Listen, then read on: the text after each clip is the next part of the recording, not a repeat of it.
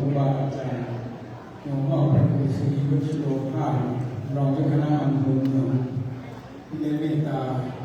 เป็นประธานสงฆ์ในวันนี้เจริญพรญาติโยมผู้มีบริษัททุกท่านมีคุณแม่ที่มีสิริสมบัติพร้อมด้วยญาติธรรมคณะญาติโยมทุกคนยังพอมีเวลา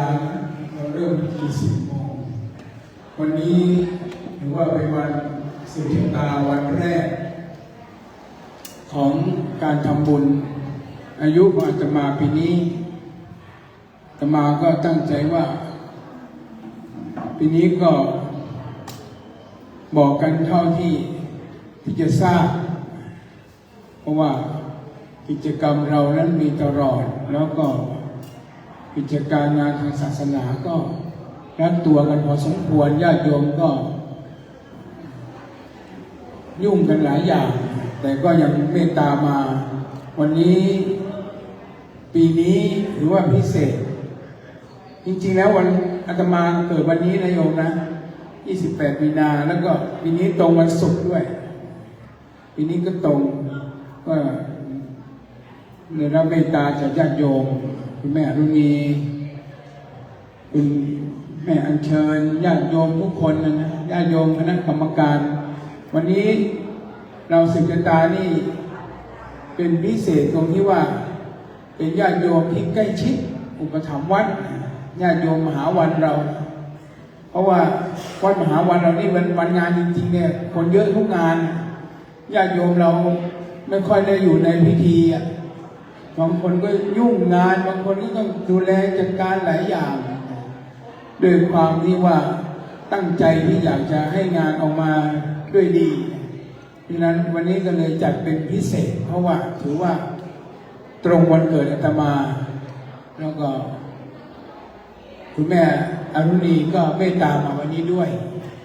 แล้วก็สำคัญที่สุดคือคณะกรรมการวิทยาวัจกรก็จะได้นั่งสืบชะตากันให้ต่ออายุกันอีกนานๆเขาบอกว่าวัดมหาวันนี้ไม่มีวันเกษียณนะญาติโยมเพราะฉะนั้นต้องแข็งแรงตลอดบางคนก็บอกว่าบ่นว่าเหนื่อยบางคนก็บ่นว่าจะมีแรงหรือเปล่าเราเหนื่อยเนี่ยอาตมาเคยกราบนมัสการหลวงปู่วัดจอมคำ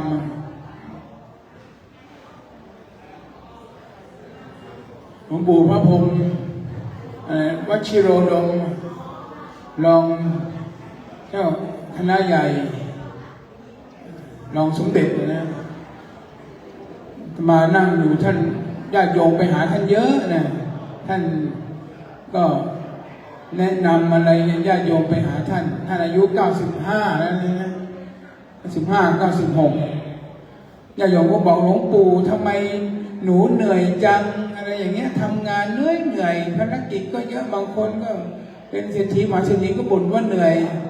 หลวงปู่ก็ชี้มาที่ตัวหลวงปู่ถามว่ารู้ไหมหลวงปู่อายุเท่าไหร่บอก95 96นั่นน่ะสิหลวงปู่ยังทำงานทุกวันเลยโอ้โหหลวงปู่ยิ่งเดินทางทั่วประเทศอีกต่างหากเพราะฉะนั้นญาติโยมวัดมหาวันนี้ไม่ต้องห่วงนะเดินทางเต็มที่เที่ยวเต็มที่ทำงานเต็มที่ไปจนถึง120ไปเลยไม่มีวันเกษียณนะญาติโยมเพราะฉะนั้นกรรมการวัดหลายท่านญาติโยมวัดหลายคนเรามีศูนย์การเรียนรู้เนี่ยคุณภาพแน่นมากเพราะฉะนั้นเราจะทำงานเพื่อพระศาสนากันอีกยาวนานอุทิศเพื่อศาสนาก็เราอยู่ด้วยในบารมีบุญของเรา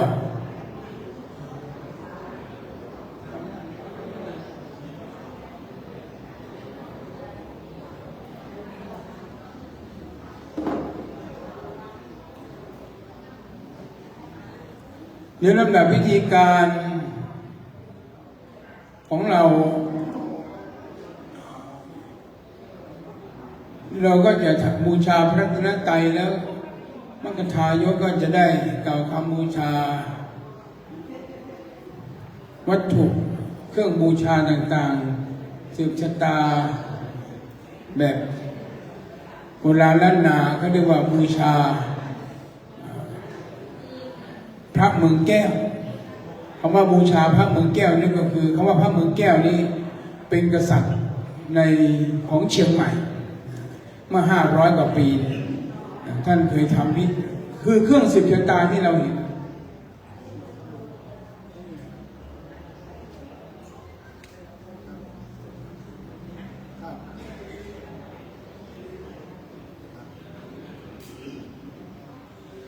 เขาจะมีคำบูชาแบบโบราณซึ่งบางครั้งเราทำพิธีเราก็ไม่ได้กล่าวเพราะว่าด้วยเวลาที่จำกัดด้วยเหตุนั้น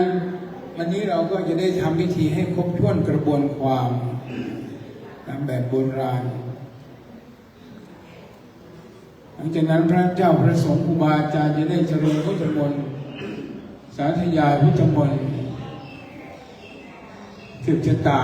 ให้ญาติโยมพุทธบริษัททุกท่านการสืบชะตานี้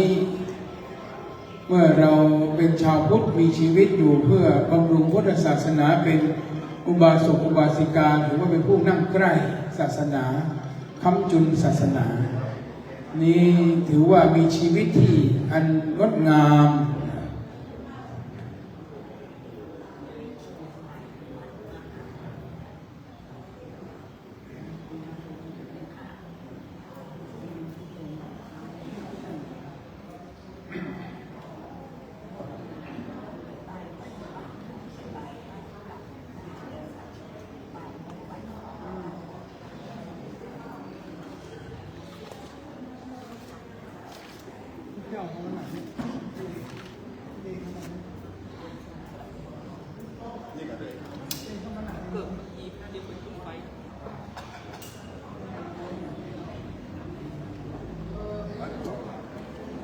ใส่ที่ปืนหมดเลย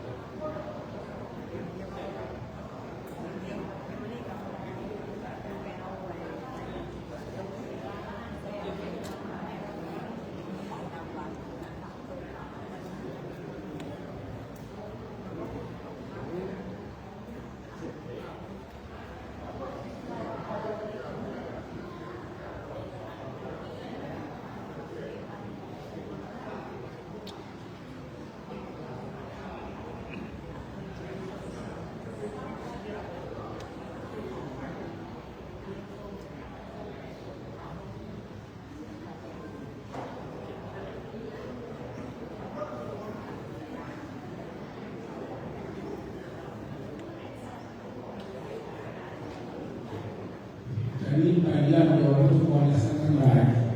เราจะได้เข้าสู่พิธีในการสืบชะตาให้กับพระเจ้าพระสงฆ์ไม่ว่าพวกเราก็ดีญาติโยมทุกคนก็ดี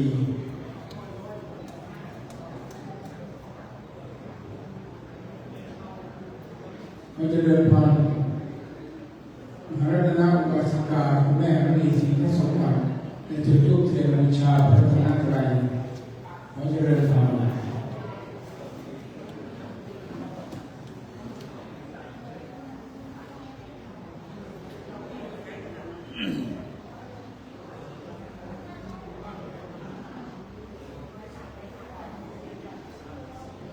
จะทุกท่านลงมือนะครับ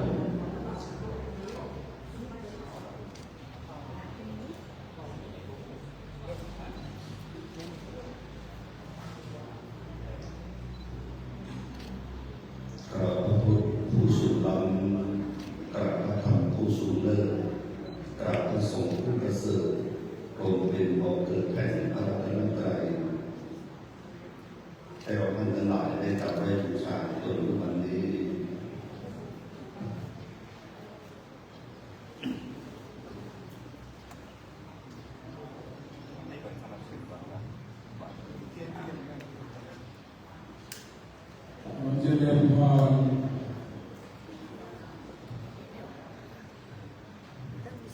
คุณโยมอัญเชิญองค์พระเดชรูปจุดเทียนบูชาสัตว์พันเล่มที่เจริญพรเจริญพรคณะกรรมการวัดมหาวันอาจารย์สว่างอนุสารอาจารย์ชูบี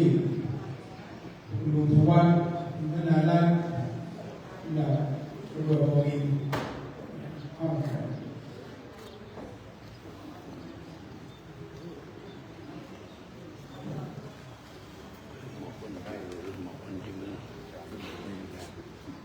เรียนบังแม่ต้องยืนดาบตำรวจวิบูลย์ศรีทุ่มบุญการยืนเลยเนอะ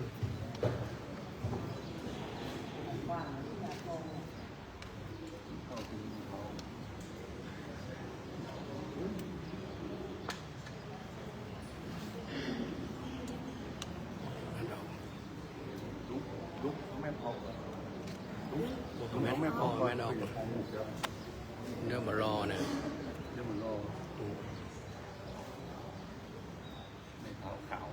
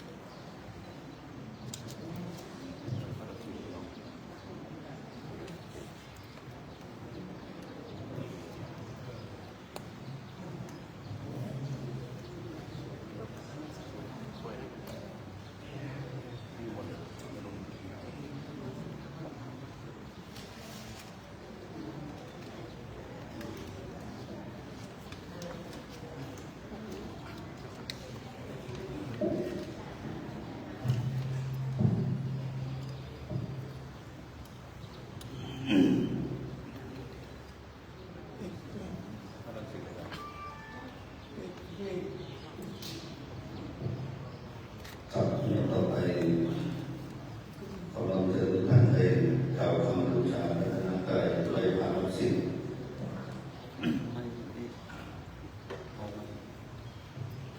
อิมินาสักกาเลนะพุทธังโพเชมิอิมินาสักกาเลนะธัมมังโพเชมิอิมินาสักกาเลนะสังฆังโพเชมิอะระหังสัมมาสัมพุทโธภะคะวาพุทธังภะคะวันตังอภิวาเทมิสวากาโตภะคะวตาธัมโมธัมมังนัมมัสสามิสุปฏิปันโนภะคะวะโตสาวกสังโฆสังฆังนัมมามิต่อไปสมทานเป็นศิษย์นะครับมะยังพันเตวิสุงวิสุงรักนัทายาติสรเนนะสังฆปัญจศิรานิยาจามาทุติยัมปิมะยังพันเตวิสุงวิสุงรักนัทายาติสรเนนะสังฆปัญจศิรานิยาจามาตาติยัมปิมะยังพันเตวิสุงวิสุงรักนัทายาติสรเนนะสังฆปัญจศิรานิยาจามานะโมตัสสะภะคะวะโตอะระหะโตสัมมาสัมพุทธัสสะนะโมตัสสะภะคะวะโตอะระหะโตสัมมาสัมพุทธัสสะ นะโมตัสสะภะคะวะโตอะระหะโตสัมมาสัมพุทธัสสะนะโมตัสสะภะคะวะโตอะระหะโตสัมมาสัมพุทธัสสะนะโมตัสสะภะคะวะโตอะระหะโตสัมมาสัมพุทธัสสะนะโมตัสสะภะคะวะโตอะระหะโตสัมมาสัมพุทธัสสะทังสรณังคัจฉามิ พุทธังสรณังกัจฉามิ ธัมมังสรณังคัจฉามิ ธัมมังสรณังกัจฉามิ สังฆังสรณังคัจฉามิ สังฆังสรณังกัจฉามิ ทุติยัมปิพุทธังสรณังกัจฉามิ ทุติยัมปิพุทธังสรณังกัจฉามิ ทุติยัมปิธัมมังสรณังกัจฉามิ ทุติยัมปิธัมมังสรณังกัจฉามิ ทุติยัมปิสังฆังสรณังกัจฉามิ ทุติยัมปิสังฆังสรณังกัจฉามิ ตติยัมปิพุทธังสรณังกัจฉามิ ตติยัมปิพุทธังสรณังกัจฉามิ ตติยัมปิธัมมังสรณังกัจฉามิ ตติยัมปิธัมมังสรณังกัจฉามิ ตติยัมปิสังฆังสรณังกัจฉามิ ตติยัมปิสังฆังสรณังกัจฉามิ ปานาติปาตาเวรมณีสิกขาปะทังสมาธิยามิ ปานาติปาตาเวรมณีสิกขาปะตังสมาธิยามิ อาทินนาทานาเวรมณีสิกขาปะทังสมาธิยามิ อาทินนาทานาเวรมณีสิกขาปะตังสมาธิยามิ กาเมสุมิจฉาจาราเวรมณีสิกขาปะทังสมาธิยามิ กาเมสุมิชฌาจาราเวรมณีสิกขาปะตังสมาธิยามิ มุสาวาทา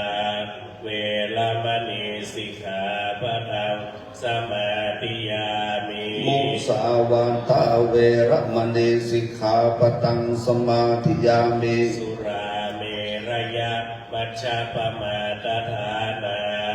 เวรมณีสิกขาปะทังสมาธิยามิ สุลามเบลยามัจจปมาดฐานาเวรมณีสิกขาปะตังสมาธิยามิ อิมานิปัญจสิกขาปทานิสีเลนะสุขติยันติสีเลนะโภคสัมปทาสีเลนะนิพุติยันติตัสมาธิลังวิโสทะเย สา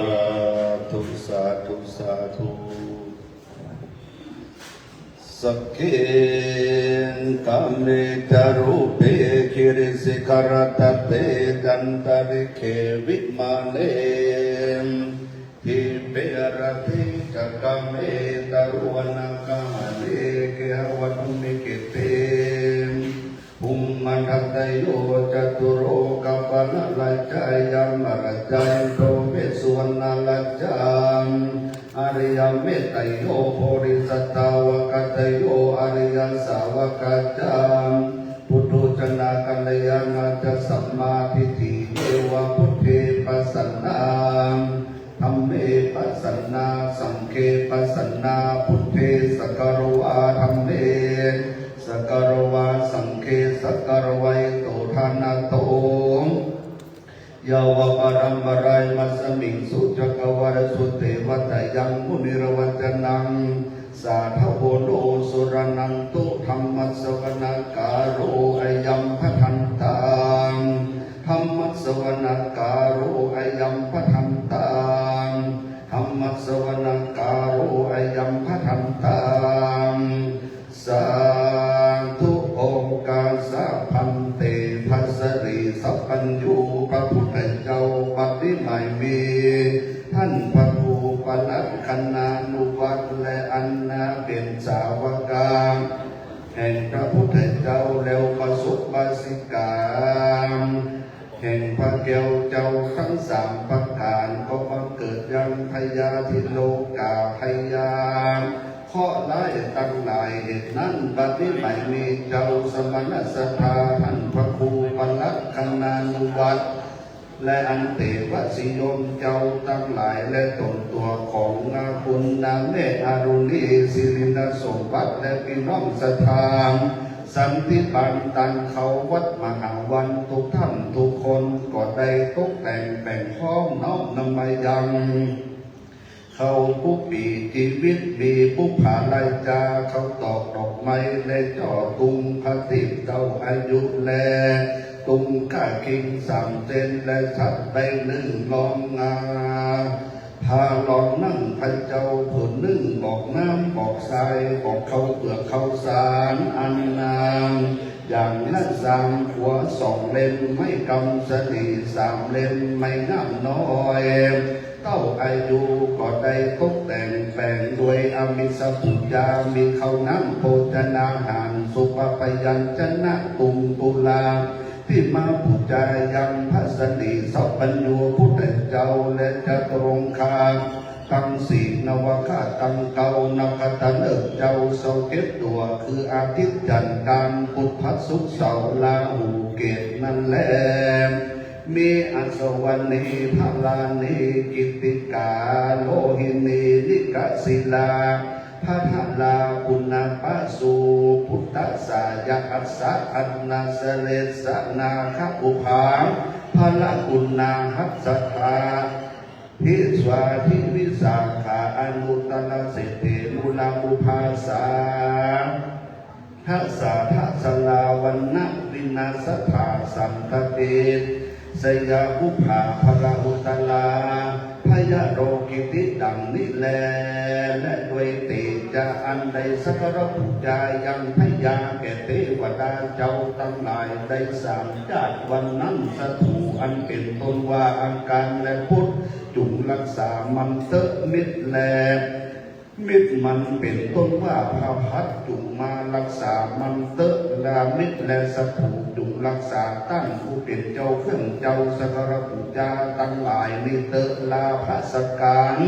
จุงคือใดด้วยง่ายพระรุษจะดังพระอาทิตย์ใดประสบกับพระพัดอันเป็นอาจารย์แก่มันวันนั้นเติมประกาศหนึ่งโดยอันได้แต่งบูชาพระจันทร์อันเป็นเมียแห่งพญาเสาวันนั้นเตอะมิตรมันก็ดีสัตถูมันก็ดีจุงรักษามันเตอะมิตรและสัตถูด้านผู้เป็นเจ้าเครื่องเจ้าบูชา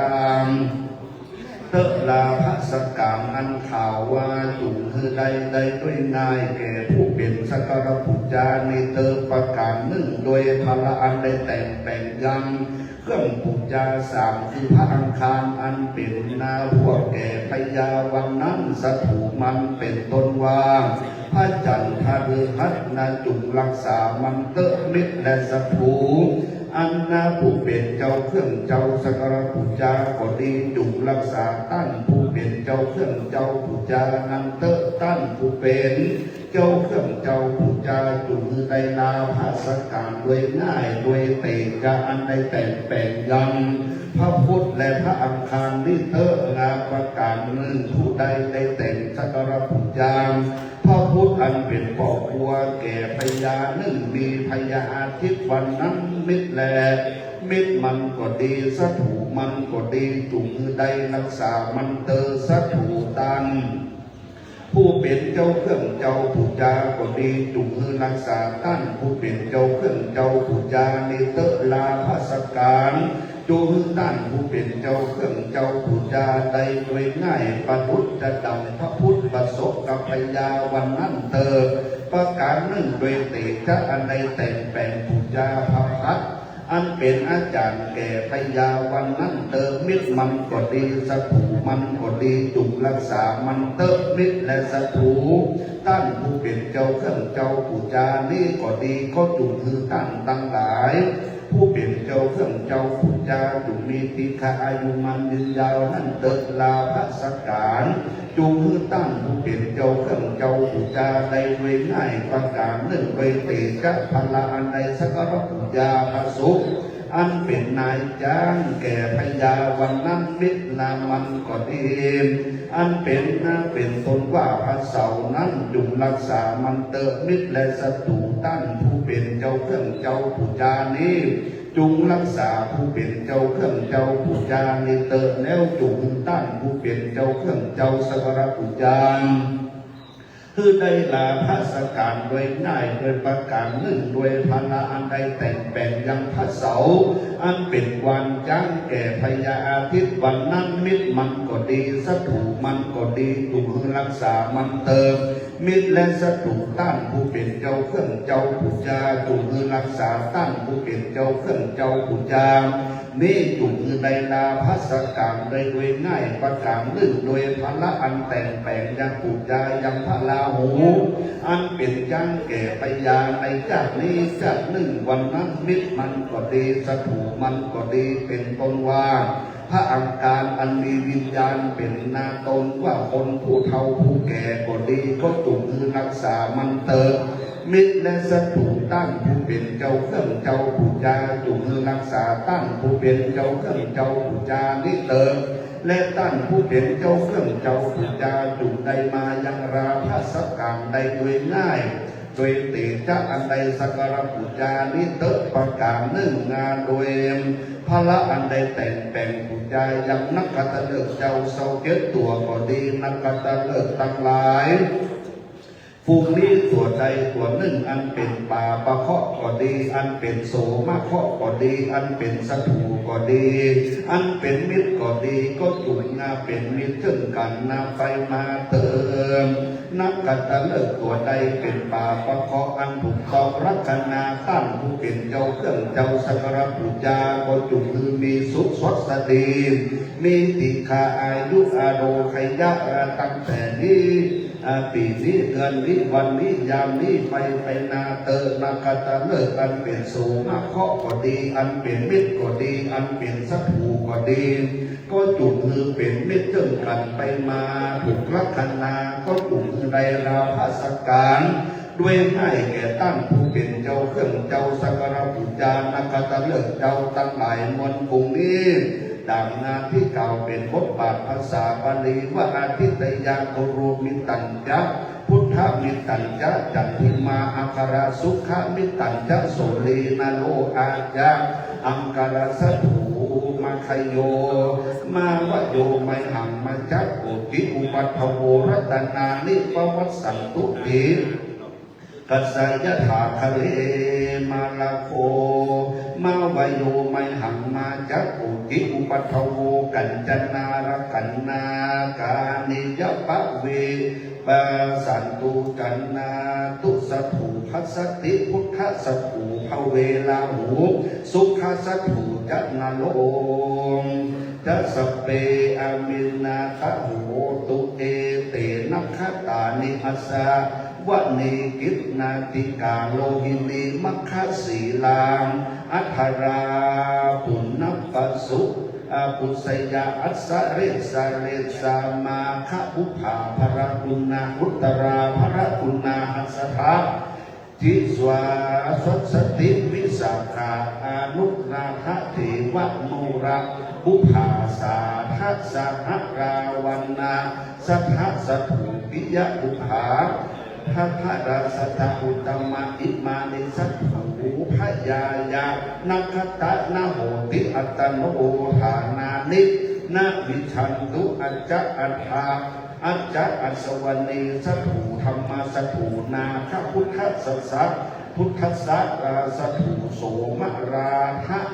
นิสัทธะสัตถุกุลุสุขานิสัทธะสัตถุกุลุสุขะสัตถุพุทธราอาสาเทโวกัปวันติจัสสัตถุโสริตนานัคตานิติโนอังการะภัสสะปัตตาสุขาลาหูเกตุจันตะสุรายากัตตานวะคานัคตามันติมาทักินังกัตตวาราสินิจังงากัจฉาติภูมิมาระพุตตกาติยะสปานัคตานาคราชติรสีติพันนาติสเพ อาปัตโตมิโตโหตุสเปอมิตาโหตุเตนัคขตาสเปอัญญาปยามิตาโหตุพุทโธมัชชิโมเสนโธสาริพุตโตจนกิเนอุตเรมุขลันโนปัจฉิเมเกวะอนันโทปุณัญโยบุพางวัตโตภาเคพยามาเยปิอาจาพยาวมาภะขวัมปติอุปาริสติฐานังอคไนยาคัสโปลาหุโลเจวะอัสเนอิสาเนสเพเตมังกรายโยนาคัตวาปุจิโตโหติลิขัตโตนิรุโขนิปัทโวมหาเตโจสัพพตาหุนตุสัพพอันตรายาวินาสันตุเตสัพพะอาโตสวินาสันตุเตสัพพพยาวินาสันตุเตสัพพปัทวานวินาสันตุเตสัพพสัตถุวินาสันตุเตสัพพสัตถุพระวันตุเตสักตวาพุทธรัตนังโอสถังอุตมังวรังหิตังเทวมนุสสนังพุทธเตเจนะสุขินามนัสสันตุปัทวาสเปตุขาววสเมนตุเตสักตวาธรรมรัตนังโอสถังอุตตมังวรังหิตังเทวมนุสสนังธรรมเตเจนะสุขินานัสสันตุปัทวาสเปพยาอุปสมเมตุเตสักตวาสังฆรัตนังโอสถังอุตตมังวรังหิตังเทสนังสังฆโอสถังอุตรังหิตังเทวมนุสสานังเตเทนะสุขินานัสสันตุปัทวาสเปโลกาวสเมตุเตสลีสัสดีอัจจะใจโสอัจจะใจโยอัจจะในวันนี้ก็เป็นวันดีสลีสุภามังกระอันประเสริฐล้ำเลิศยิ่งกว่าวันและยังหลากหลายวันหนึ่งก็หมดใส่วันใดก็หมดปอดเป็นวันยอดแห่งพยาวันบัดนี้ใหม่มีท่านพระครูปลัดคุณาขนานุวัตแลอันเตวสิยมเจ้าตั้งหลายหุ่นไปนอกใหม่มีคุณนาไม่อารุณีสิรินสมบัติและพี่น้องศรัทธาสันติบันตั้งเขาวัดมหาวันตั้งหลายก็ได้ทัดลงงามยังขอถอยจ้าผู้ค้าก็จักได้ปัดไปไล่ออกจากไก่ยาได้ค่ายจัดไปในวันนี้ยามนี้แต่ดีหลีข้ออันก็ดีมาแต่ก่อนเก่าข้อเมื่อใดข้อเมื่อยังแรกเกิดข้ออันบอกพระเสริฐมนมีข้อ12ราศีเกี่ยวกอดพระคณะสอบกอบบุญอาทิตย์นาสัมมาสุงเกณกาพระจันทร์สองลาสักสวัสดนาทวนสามอังการลังหยาดเลิศแล้วทวนสี่ผู้ผ่องแผ้วใสงามพัดทวนหาตามแผ่นเหล่าสุโขโหสุโขทวนหกบ่อเศร้าดวงใสโสรีทวนเกตรัศมีไวลายซ้ำสัพพอพั่มพร้อมนานาอันมีอยู่ในกายาแห่งเจ้าสมณสัทธาและมูลสัทธาประสบปสิกาทั้งหลายและนวคาตั้งเก่ามวลน้ำมีนักขัตเลิศเจ้าสลีสังเกตตัวนับหมายเม้นว่าเคาะตั้งหลายมาพร้อมอยู่แล้วจุ่มในกากัดแก้วหนีไก่คือว่าเคาะถอยจังไรถอยจ้าเคาะ13นำ15ก็ดีตั้งข้อปีข้อเดือนข้อวันข้อยามข้อก็ดีบอกงามที่ใส่ข้อน้อยข้อใหญ่มากมนมีข้อกาลีเมื่อหลับเมื่อตื่นข้อเมื่อยืนเมื่อเตียวข้อเมื่อเกี้ยวเมื่อกินข้อเมื่อคืนบอกหันข้อเมื่อวันบอกหูข้อเมื่อปูเมื่อจ่าข้อนานาตัวกลางข้อต่ำจ้าจดเจือข้อตั้งเดือข้อไตข้อเมื่อใครแรงมีข้อวันตกกอกงาอยู่ดาวขอบแดนใดก็ดีก็มือค่ายดีไปในวันนี้ยามนี้ข้อดำกำกี้ตัวกลางข้อจนนาและจนหลังคอแม้นว่าข้อตัวใดยัง108อย่างก็อย่าได้ของค้างอยู่ในตนตัวของเจ้าสมณสัทธาท่านพระครูปลัดคณานุวัตรและคุณแม่อารุณีศิริน สมบัติและตนตัวพี่น้องศรัทธาสันติบันตังเขาวัดมหาวันทุกท่านทุกคนนะซึ่งอย่างสักประการนะแม้นว่าเคาะตัวหันนะกิ่งเคาะตัวหันนะเกี่ยวนองก็จุดคือได้ดับล่องด้วยไฟคือได้ไหลไปกับน้ำจะได้กลับมาซ้ำแผ่นปอสองคือได้ป่องดับหายไปบัดนี้แต่เธอหูรู้สวหายาเมื่อสัพพะตั้งหลายคดคล้ายออกจากกายาท่านเจ้าตั้งหลายแล้วถึงตกไปยังขอบฟ้าจักรวาลไปอยู่ยังสถานที่แผ่นดินนาสุดไกลและหากตัวใดได้กลับมาเป็นป่าพอแล้วก็จุงได้กากัดแก้วเป็นโสมะและตัวใดได้มาเป็นโสมะแล้วก็ดีก็จุงเป็นสลีแก่ตนตัวเจ้าสมณศรัทธาและมุลศรัทธาทั้งหลายประกอบไปด้วยจบปีจบเดือนจบวันจบยามอายุปีอายุเดือนอายุวันอายุยามถึงมีอายุมันยืนยาว100 เศร้าหัวเขาวัดสามเพื่อได้อยู่กับจูปูจายังพระพุทธศาสนาไปใจได้ฟักสติแต่เธอแม้นว่าจะอยู่ก็ขอคือมีใจแม้นว่าจะไปก็คือก็ขอคือมีโชคลาภอาแปะกระเสริฐสัตถูรับตาก็ขอคือได้เงินหมื่นตื่นขึ้นมาก็คือได้คำแสนได้เป็นเศรษฐีเป็นเจ้าเงินเจ้าคำเจ้าจ้างเจ้ามามีคาถาบริวารยิ่งใจตั้งหลายเป็นที่หักแก่คนและเทวดาตั้งหลายแม้ว่าท่านเจ้าผาธนามสิ่งใดก็ขอคือใดสิ่งนั้นทุกอย่างทุกประการนั้นจงจะมีดังพระบุณีโตประเสริฐยิ่งกว่าโลกาได้กล่าวเป็นคาถาว่าสัพพทะสัพพตาสัพพเคราะห์สัพพภัยเคราะห์ปะไว้เจ็ดใครแลมี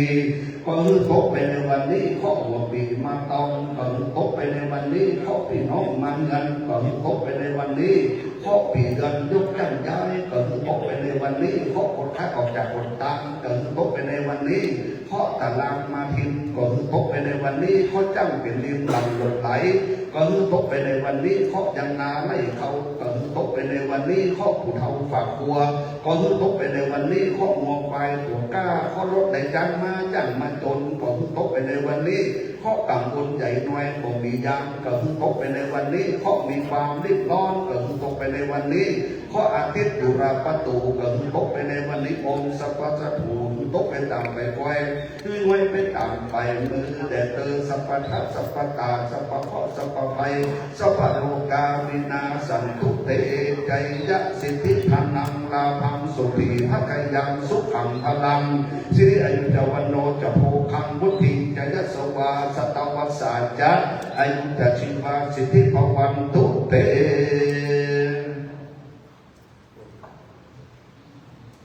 นะโมตัสสะภะคะวะโตอะระหะโตสัมมาสัมพุทธัสสะนะโมภะคะวะโตอะระหะโตสัมมาสัมพุทธัสสะนะโมตัสสะโตอะระหะโตสัมมาพุทธัสสะพุทธังสรณังกัจฉามิธัมมังสรณังกัจฉามิสังฆังสรณังโตเตยัมเปพุทธังสรณังกัจฉามิโตเตยัมเปธัมมังสรณังโตเตยัมเปสังฆังสรณังกัจฉามิตติยัมเปพุทธังสรณังตติยัมเปธัมมังสรณังกัจฉามิตติยัมเปสังฆังกัจฉามิสรณังธัมมังนะโมอะระหะโตสัมมาสัมพุทธัสสะนะโม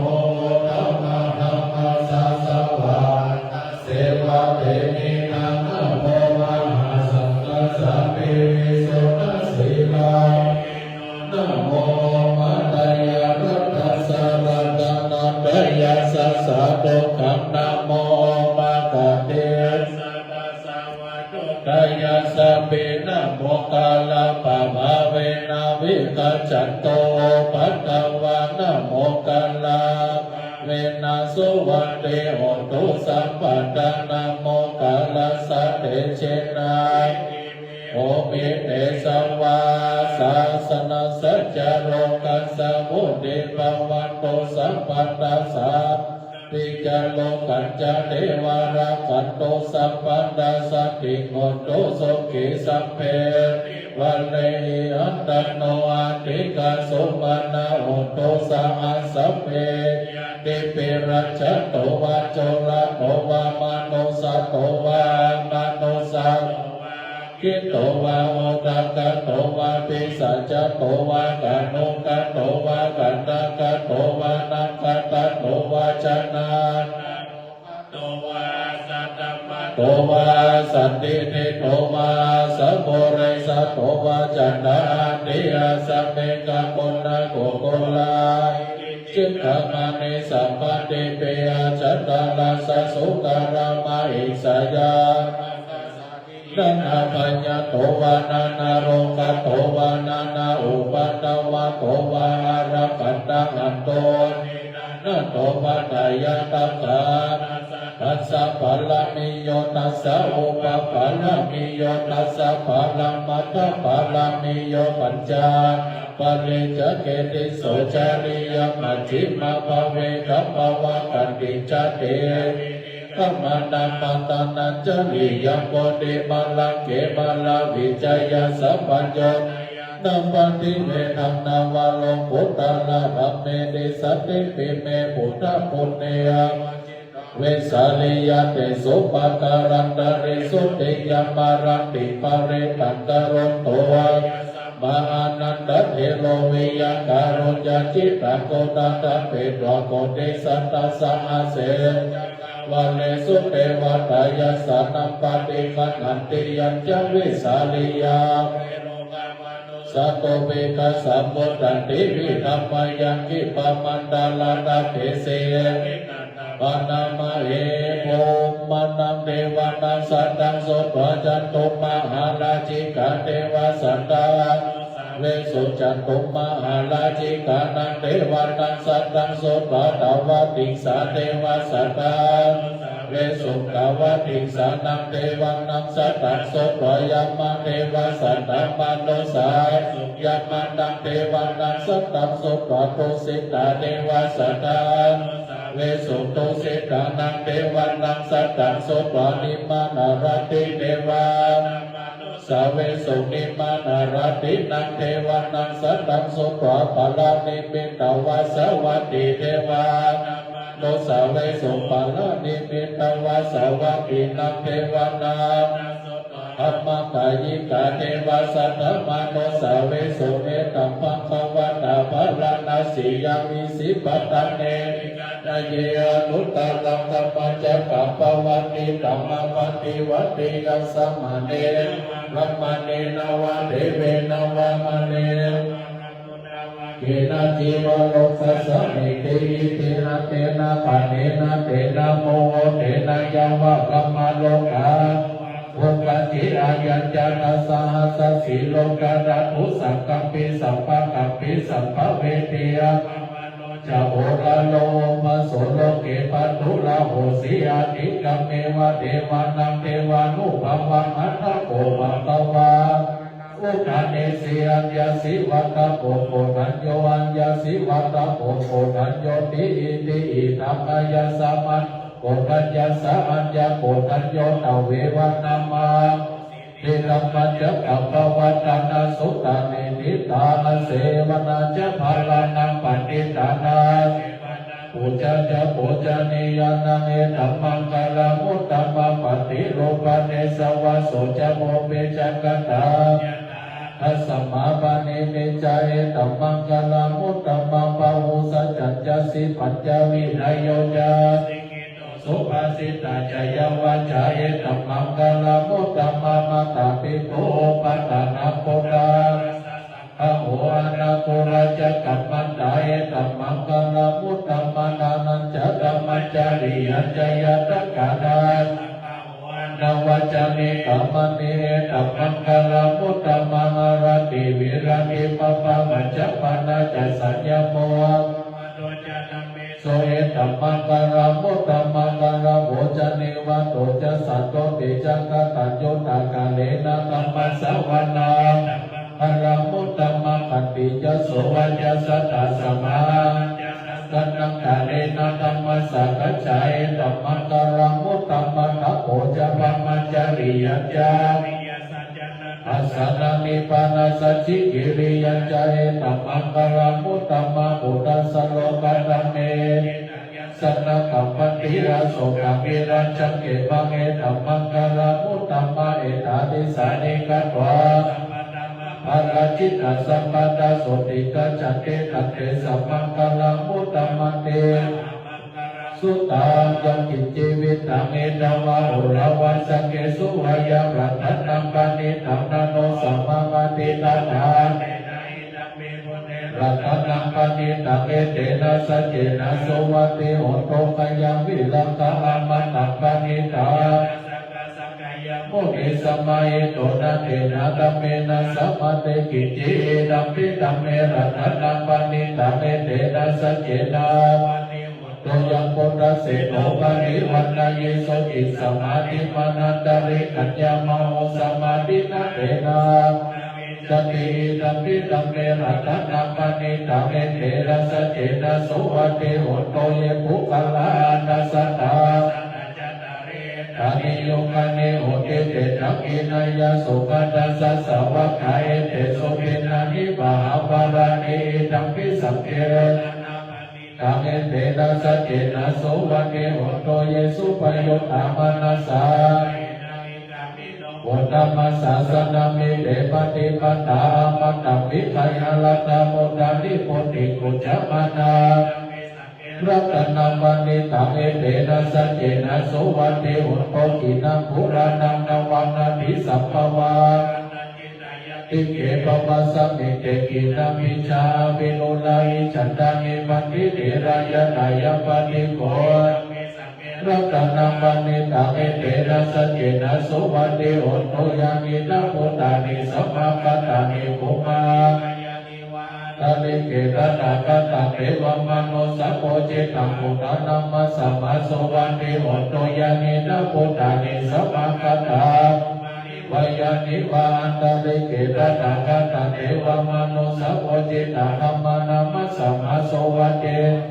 นิตาโพตานิสัมมาคตานิโภมานิวายานิวาอันตาลิเกสัมปนัมมะสัมมาโสวัติโหโตรัตนะโสตานิปัญจสัพพะโลกัสสมิมานาปริมาณมุตตมะโตจเตยัญจาสัพพะธัมมะเวลามะสัพพะตานิสิโนวัสยโนอัยวัตสสวิกตเมโตเอตัสสติกานิตยาวิหารังเอนะภาวะกิจจานุปกัมมะศีลวัตสันเนนะสุเอตายังเกจานาอิจัตโตกัปปัสสยปุณณเรเตเตการานิยาสุตตาอันนิโลเกศิลปุณโนสัจจสุจยโลตยเตนะตาหิสัจกิริยามนุตตลังอวัจิตวาธัมมะพลังสลิตวาสัจจพลัมวัสยสัจกิริยามะอาสาสติปะอาภัตตนาสติวัจนะมะตาปิตาจเนกัตตาจัตตาเรตาปฏิกัมมัสสะสัจเจกเตมยามหาวาเจสิโสรสาตริสานิอุทธกัมปัตวายตาสิกิสัจเจนะเมสัมโมนเตละเมเทยมะมโนพุทโธอะกัมมโนธัมโมอะกัมมโนสังโฆสิลิสัพพายาหิวิจิกาสัตตปันติโอนานาวิสลาโภโมจิกาคัตตะเมลักขาปฏิกัมมันโตโมตานิโสหังนะโมภะคะวะโตนะโมสัตตะนะสัมมาสัมพุทธานันติอิติปิโสละหัสสัมมาสัมพุทโธวิชาจารณะสัพพโนโสกัตโตโรกาวิโน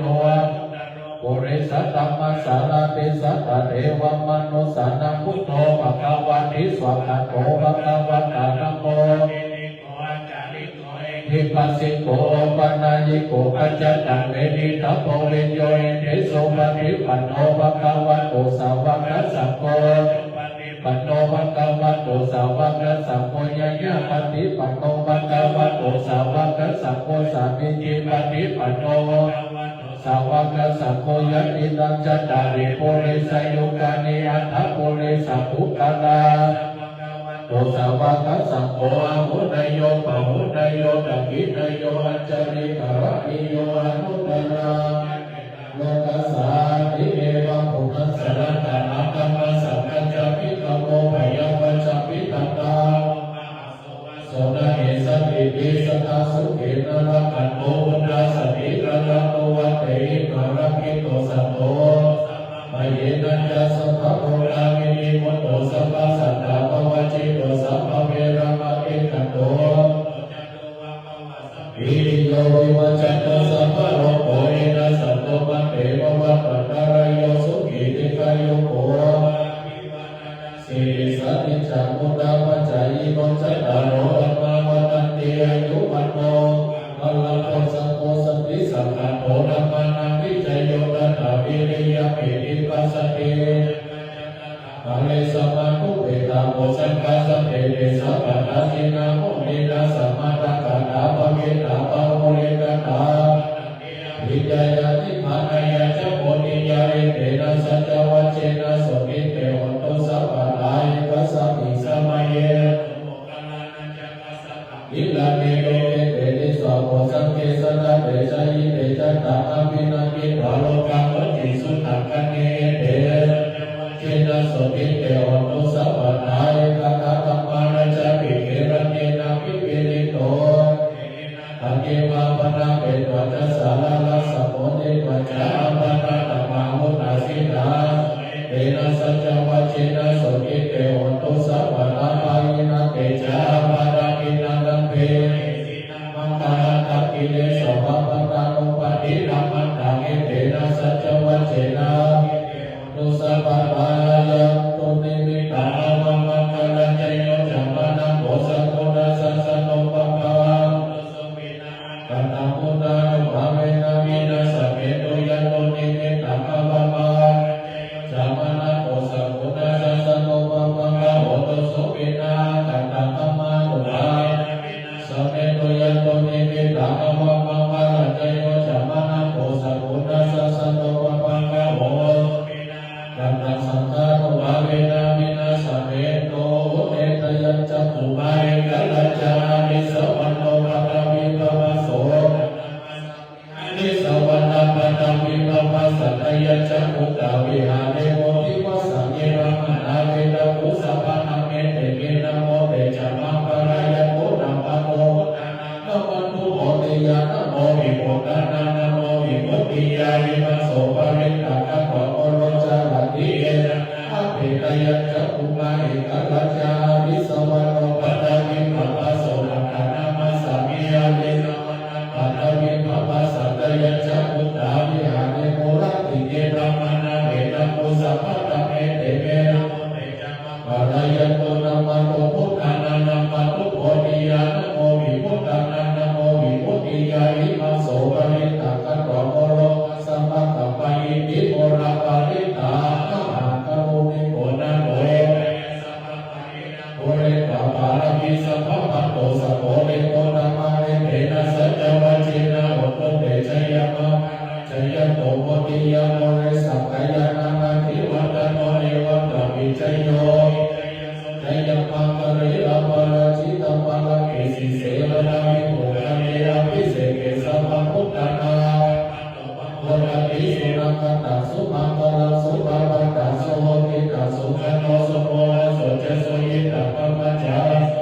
อินังกายกัมมังวัจจะกัมมังวะนะอินังวะนะอินังมโนกัมมังวะนิทิเต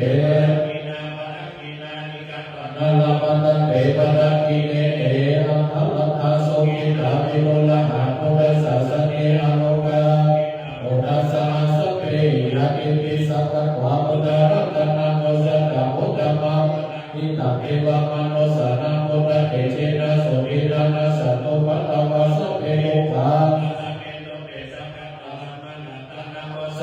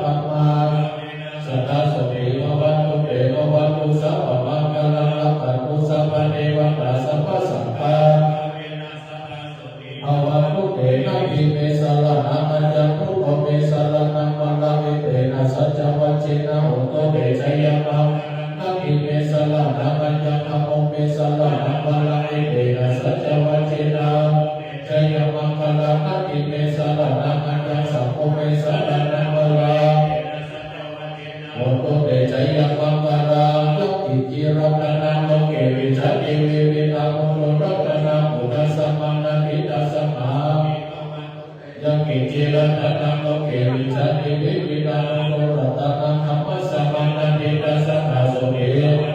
ยังกิจิรัตนังโลเกวิจันติวิวินาโนรัตนังสัพพะสัมมาโสติภวันตุเต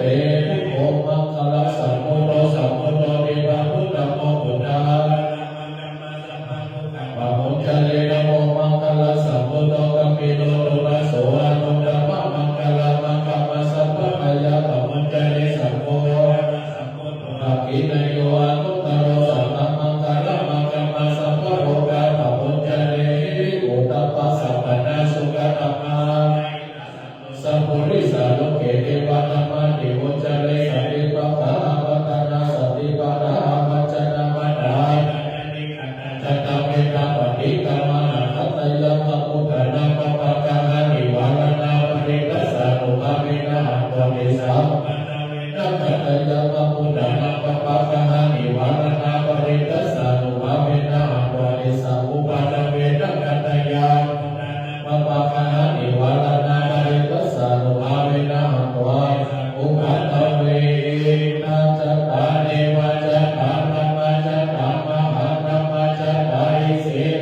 มหาอิสิจัตตาโมเนจัตตามหาโมเนจัตตาโมเรสัจัตตามหาจักรวัติจัตตามหาจักรวัติจัตตาพุทธจัตตาปัจเจกพุทธจัตตาราหัตถจัตตาสัพพะวิจัตตาปัญญจัตตาสัพพะโลกาจาริยานังจัตตาสัพพะโลกาติปติตาเอเตนะสัจจวัจเจนะโดยยังโสวัตติหุนโตโดยยังสหายานะโมพุทธัสสะสัพพะสัจจะนะอิดะโหโลโหโลสหายาอิดะจัตตาเทวะจัตตาพระมามหาพระมจัตตาอิสิจัตตามหาอิสิจัตตาโมเนจัตตามหาโมเนปุริสัจัตตามหาปุริสัจัตตาจักรวัติจัตตามหาจักรวัติจัตตาพุทธาเอกพุทธจัตตาอรหันตจัตตาสัพพสิทธิวิชาจารณัจัตตาสัพพะโลกาจาริย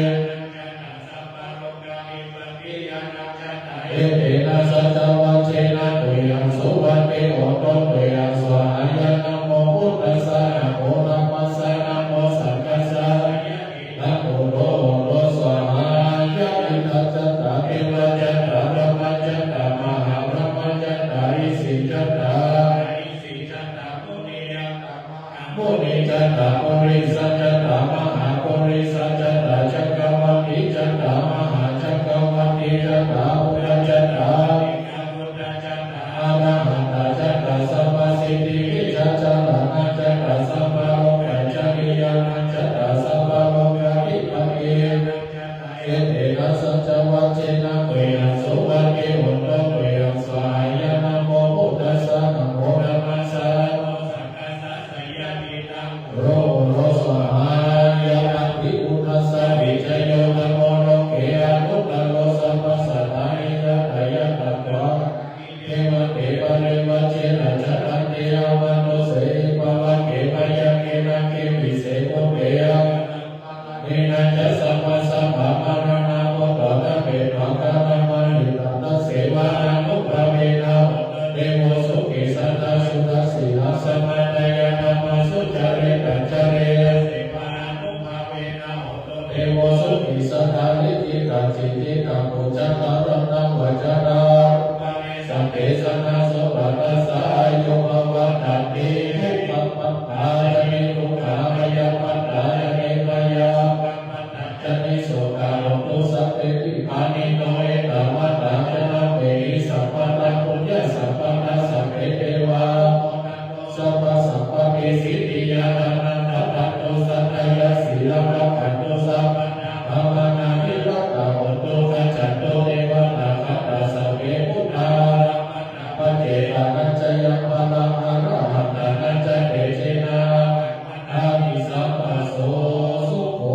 พุทธานาอุปโรสุขัสสะธัมมะเตสัพพะสัสสะมะคีสัมปันตังนะโมสุโขคันติโยเตโชจาเนตัสสะเพปฏิจจายโนวิชาจารณะสัมปันโน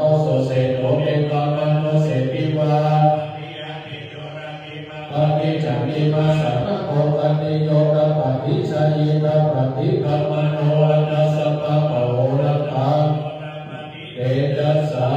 โลกยะภารา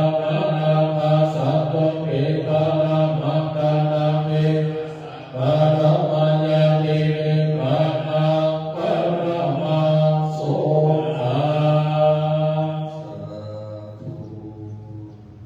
สันทุติตังโนตุปะมุภาราจัตตานังปุจจาสัมมาคารวะตานังนานาสหปริวารตานัง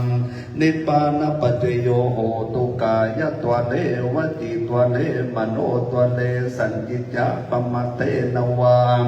อสัญจิจาปมัตเตนวากายกัมเมนวาวจีกัมเมนวามโนกัมเมนวาสัญจิจาโตสังอสัญจิจาโตสังสัพพังโตสังขมาตุโนต่อไปจะได้เข้าคำถวาย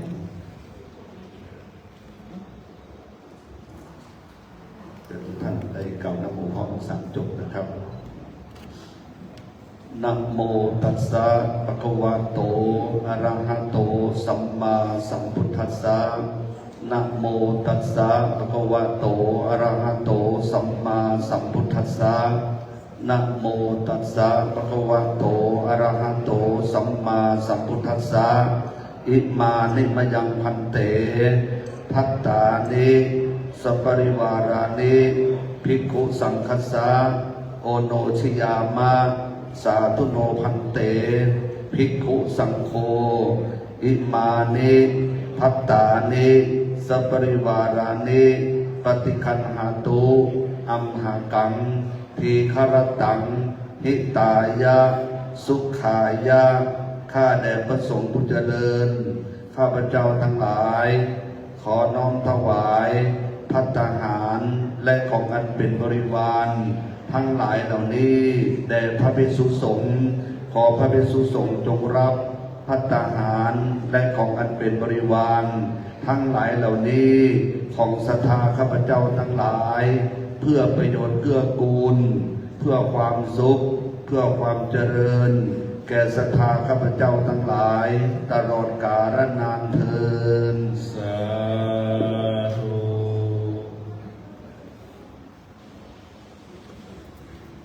กับรัตนานิมนต์ท่านพระครูปลักษณ์คณานุวัฒน์ประเคนกันพระพุทธนะครับผม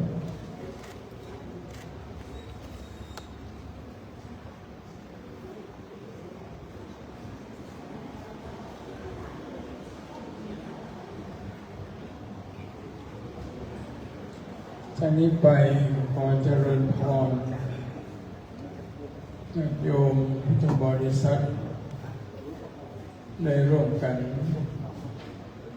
น้อมถวายเครื่องไทยธรรมแด่พระเจ้าพระสงฆ์ที่ได้เมตตาเจริญพระพุทธมนต์สืบชะตาแบบล้านนาซึ่งพิธีกรรมในวันนี้เมื่อสมัยอาตมาภาพเป็นสามเณรอยู่กับหลวงปู่ครูบาชัยวงศาก่อนที่จะได้สืบชะตาเนี่ยท่านก็จะบูชาพระมงแก้วเหมือนที่ดังที่ท่านอาจารย์สรสิทธิ์ได้กล่าวก่อนที่พระสงฆ์จะได้เจริญพระพุทธมนต์ก็ได้ปฏิบัติตามธรรมเนียมของครูบาอาจารย์ซึ่งท่านจะทำก่อนงานวันจริงแล้วท่านก็จะสืบชะตาให้ตัวท่านแล้วก็ญาติโยมที่อุปถากในวัดก่อนแล้วเป็นการสืบชะตา3 วันให้ญาติโยมเข้าใจตามนี้ว่าอาตมาก็ปฏิบัติตามที่ครูบาอาจารย์ได้พาดำเนินมาจากนี้ไปก็ขอน้อมเชิญเจริญพรคุณโยมแม่อรุณีสิรินทสมบัติรัตนอุบาสิกาได้เข้าประเคนถวายเครื่องไทยธรรมแด่หลวงพ่อ ประธานสงฆ์พ่อพระครูสิริวชิโรภาสองค์แรกเจริญพรขอเชิญเป็นลำดับองค์แรกเชิญคุณโยมแม่อัญเชิญวงมณีรุ่งห้างแจ่มฟ้าพลาซ่าและแจ่มฟ้าช้อปปิ้งมอลล์ห้างแจ่มฟ้าในเครือทุกสาขาขอเจริญพรคุณลุงคุณผู้ชมชวพงศ์ประธานวิญญาวัจกรวัดมหาวันรองประธานกรรมการมูลนิธิพระรอดประธานจัดงานในครั้งนี้ขอเจริญพรเชิญคุณอาจารย์สวัสดิ์อนุสารวิญญาวัจกรวัดมหาวันชมรมผู้สูงอายุแล้วก็ตัวแทนชุมชนมหาวันมีรักษาการประธานชุมชนอาจารย์มุกดาธรรมเสนาได้เข้าประเคนถวายทายธรรม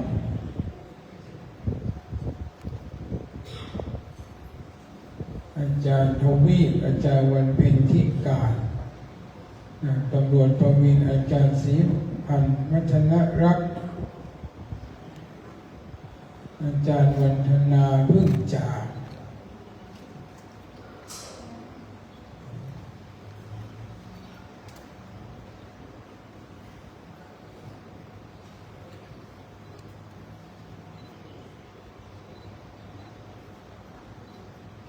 คุณ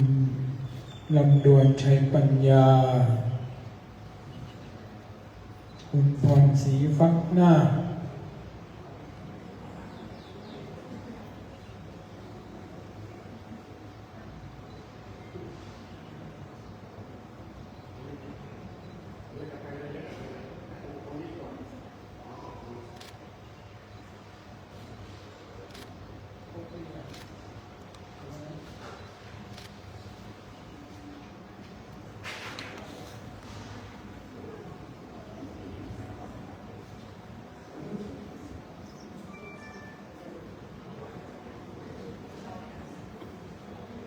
นะครับ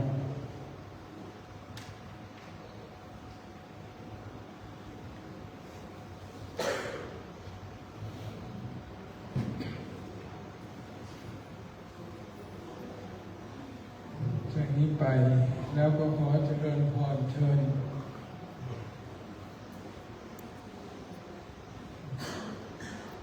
คุณป้าสายอยู่ได้มอบให้ไปมอบแก่บังคับทายก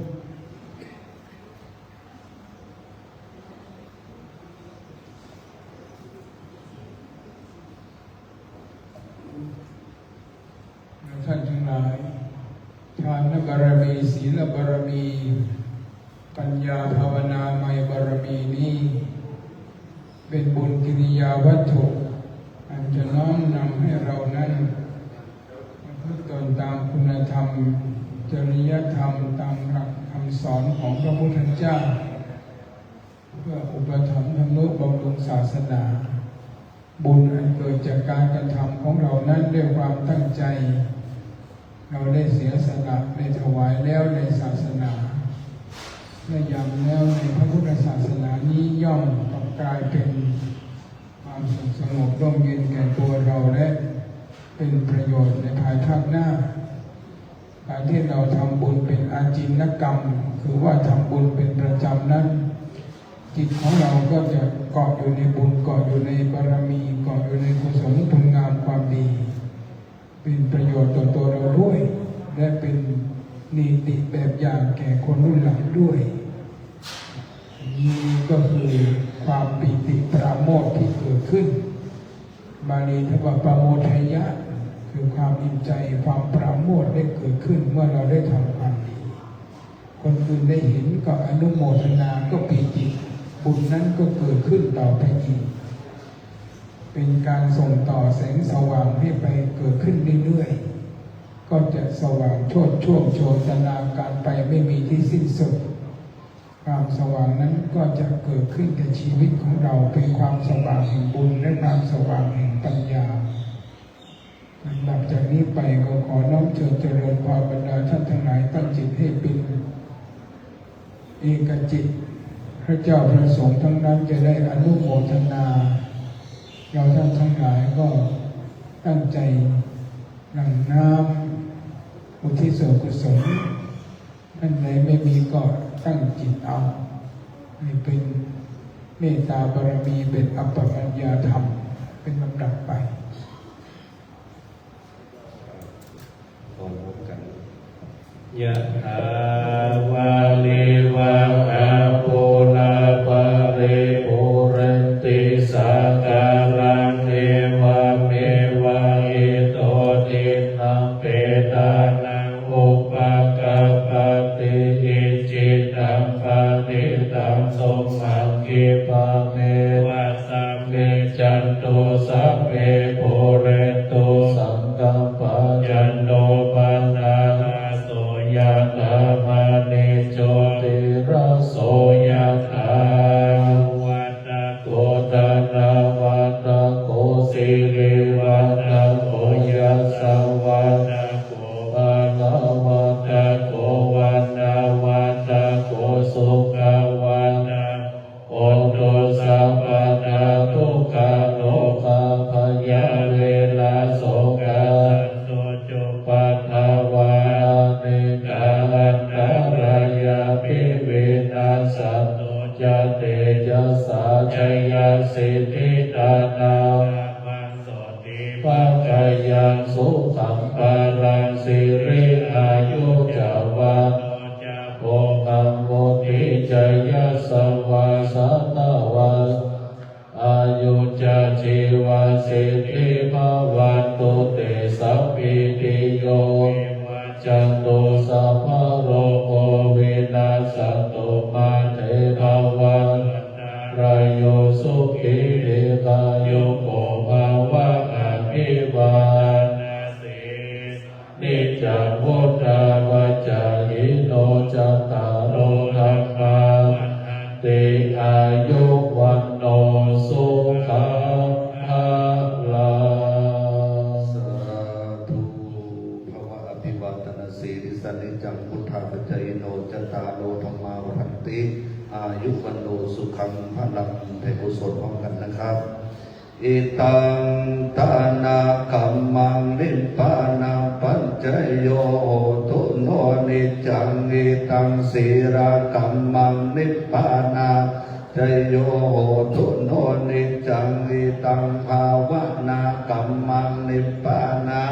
จโยโหตุโนนิจังยังกิตติกุศลังกัมมังกันตปังสัมเกหิกตังปุญญโนนุโมตันตุสุนันตุคนโตเยเทวาอัสสามิงทานเนกัตตาภิกขายุกาสัทธาหุนตุสัพเพสัตตาสุขีอัตตานังปริหารันตุมาตาปิตาโลกิตาหุนตุทุกขปามุจจันตุสัพเพยาตักกาสุกิตาหุนตุทุกขาจันตุสัพเพอายาตักกาสุกิตาหุนตุทุกขปามุจจันตุสัพเพสัจจะสัพเพยัคขาสัพเพเปตาจะสุกิตาหุนตุทุกขปามุจจันตุสัพเพนัมคัตตาทุทุกขปามุจจันตุสัพเพเทวาสุขิตาหุนตุทุกขปามุจจันตุสัพเพอัจจาริโยปัญชยาตาหุนตุทุกขปามุจจันตุสัพพะสัพพติโยสามิจันตุโอมวันตาเมพันเตสัพพังอัมปะระทังคัมมาทัมเมพันเตมยากตังปุญญังสามินาอนุโมทิตัปปังสามินากตังปุญญังไมหังตัปปังสาธุสาธุอนุโมทามิ อายุวันโนสุขังภาลัง สาธุอิมังพุทธสิกขีปฏิมังอภิปูชยามะ อะยังพุทธสิกขีปฏิมายะปูชนัสสะอานิสังโสอัมหากังทีฆรตังหิตายะสุขายะสัมวัตตุข้าพเจ้าทั้งหลายขอบูชาอย่างยิ่งซึ่งพุทธสิกขีปฏิมาพระรอบนี้ขออานิสงส์ในการบูชาซึ่งพุทธสิกขีปฏิมานี้จงเป็นไปเพื่อประโยชน์เพื่อความสุขแก่ข้าพเจ้าทั้งหลายตลอดกาลนานเทอ